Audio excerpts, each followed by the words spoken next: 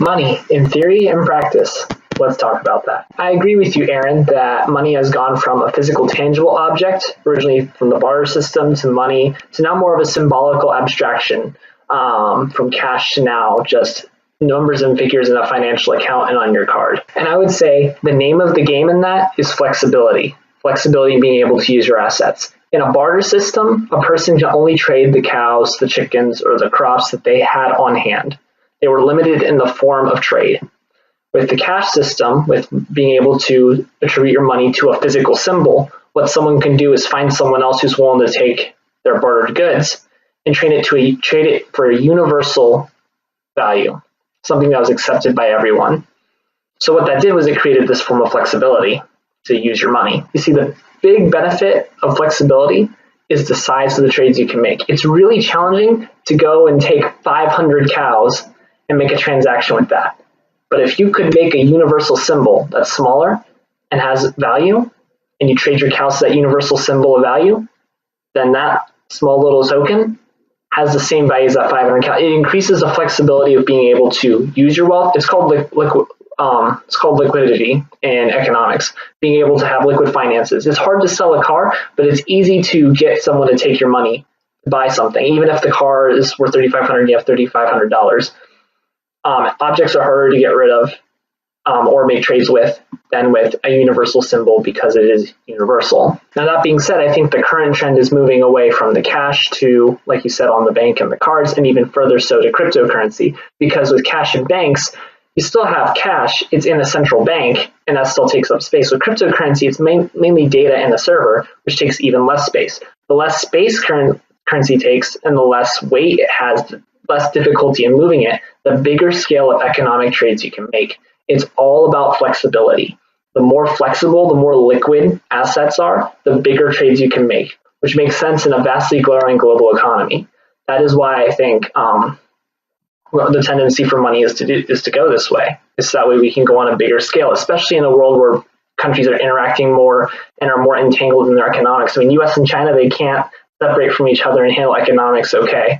So they need the bigger scale to handle all the transactions that are going through. And I think this idea of flexibility stretches beyond just money, economic capital. I think it affects all forms of capital in our world, which I would include political and social capital. I'm sure there are others, but those are the two I can think of off the top of my head. Over time in our societies, political capital has shifted in a way that has increased flexibility from a traditional hierarchical, family-oriented, and monarchical state to more democratic and people input directed governments, while social flexibility has been developments in ways we can interact and communicate with people. So like the advent of the telephone, the mailing system, social media, where we can keep in contact and maintain connections with people and even help people from a long way away. That is in development and flexibility and social capital that has been unique and has been developing over time. And all these increases in flexibility have to deal with transactions.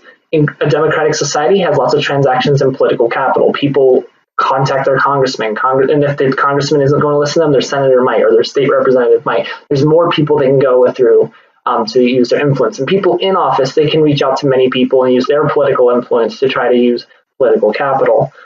Socially, because of all these developments, as I said earlier, it's all oriented to flexibility and using more transactions. The more means we have to communicate and the bigger scale of communication for social, political, and transactions financially and economics. Increase in flexibility is also kind of an increase in the power of these capitals. I mean, if you're able to do more financially because you have a lot of liquid assets compared to someone who's stuck in a bartering system, that gives you kind of more power in a sense. And political capital, in democratic societies, because everyone has more political capital than if they're subject to a monarchy, they have more power to express their needs and connect with people and get movements going. Same thing with social capital. If you're able to reach more people and stay in contact with them, like this video thing we're doing right now, then it helps with social interaction. And it's a lot more robust and can handle more transactions per se than someone who's stuck with only writing letters. But we have to be careful not to over rely on this power, because as this power increases, that's where a lot of people get stuck in the love of these things, loving money or loving power or loving prestige. It actually comes back to that question I think Tim asked us all in college. If you could pick one, what would you pick? Power, wealth, or prestige? They all relate to one of those capitals. Power relates with political capital, wealth relates to economic capital, and prestige with social capital. We have to remember that all these capitals are merely tools, things that we are to use for the glory of God. But I would think more flexible also means more volatile. Just look at economics. It used to be under like a barter system. If you had a famine, then your economy would crash. And then if not a famine, then your economy is going to boom. But now lots of things can cause economic crashes, not just famine here or a political crisis here. Lots of little things, even just the idea that a leader said something that might indicate bad policy on the economy. Or with cryptocurrency, I mean, cryptocurrency is kind of hard to grasp right now. It is very volatile. It goes from huge booms in Bitcoin value to huge crashes. It's hard for it to stabilize. In politics, our country may radically change directions over the course of 4 years, even though we have more political power, more political capital, because we're in a democratic society, because of all the major changes, the huge changes that can happen every 2 or 4 years in an election. It's very volatile. Things can change rapidly. And then same thing with social movements. Social movements, because of social media, because of communication developments, can rise out of nowhere almost, or seemingly so.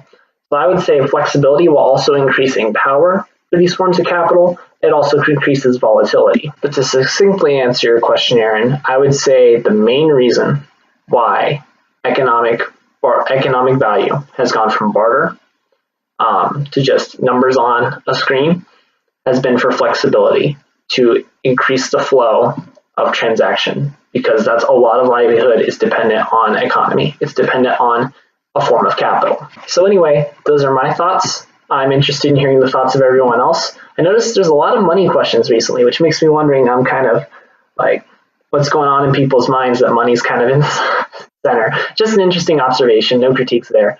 Looking forward to hearing from you all, and enjoy your weekend.